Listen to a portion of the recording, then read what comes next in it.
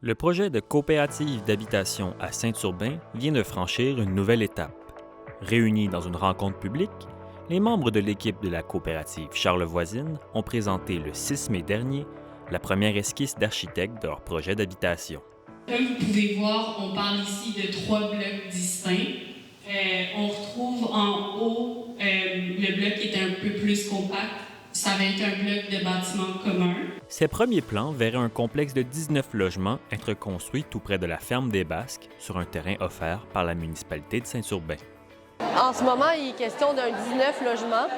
C'est sûr qu'on a un 3 étages à voir si dans la municipalité ça peut fonctionner. Sinon, il est toujours question, dans notre projet initial, c'était un 15 à 20 logements. Donc, on n'est pas hors de notre projet là, si on diminue le nombre de logements. Des espaces communs ouverts à la communauté, des logements pensés en fonction de la lumière ou encore des cours multifonctionnels. Tels sont quelques-uns des éléments mis de l'avant par les architectes.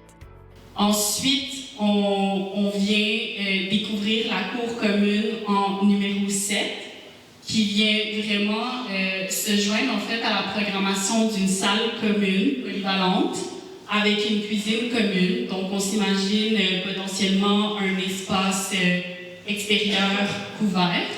Puis un petit peu plus loin, on s'imagine la production maraîchère qui pourrait être en potager, mais qui pourrait aussi se retrouver en permaculture à travers tout le site.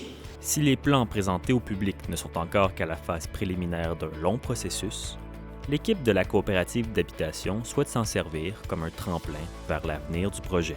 Ce qu'on présente ce soir, dans le fond, c'est des résultats de ce premier travail-là des architectes. C'est un travail très préliminaire, mais on espère que ça va pouvoir servir de tremplin d'abord pour recevoir les avis de la population sur le sujet, puis pour continuer la conception pour la suite des choses. Une suite des choses qui a le potentiel de changer positivement le visage du logement dans la MRC, croit Mme Mongrain-Drolet.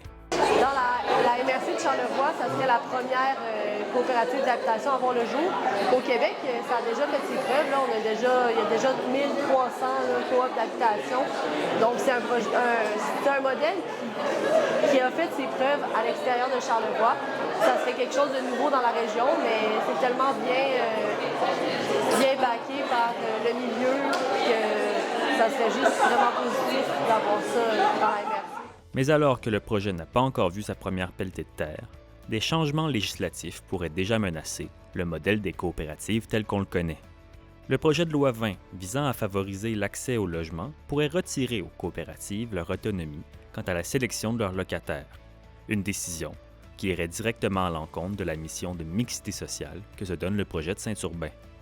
Le projet de loi 20, il veut centraliser un petit peu la capacité des coopératives à décider qui fait partie de la coopérative. Donc, on ne pourrait pas choisir nos membres, les membres étant nos locataires. Donc, on peut comprendre que l'idée, c'est d'avoir peut-être un processus plus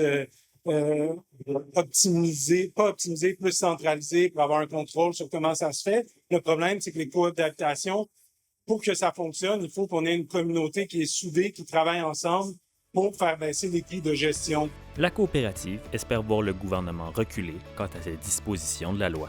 De vouloir centraliser ce processus-là, c'est vraiment de s'en prendre aux coops de manière directe. Et on espère qu'il y a une belle résistance qui s'organise à l'échelle provinciale. On espère que le gouvernement va reculer sur ce front-là. Le projet d'habitation poursuit son cours et espère pouvoir enclencher le processus de financement dès le mois d'août.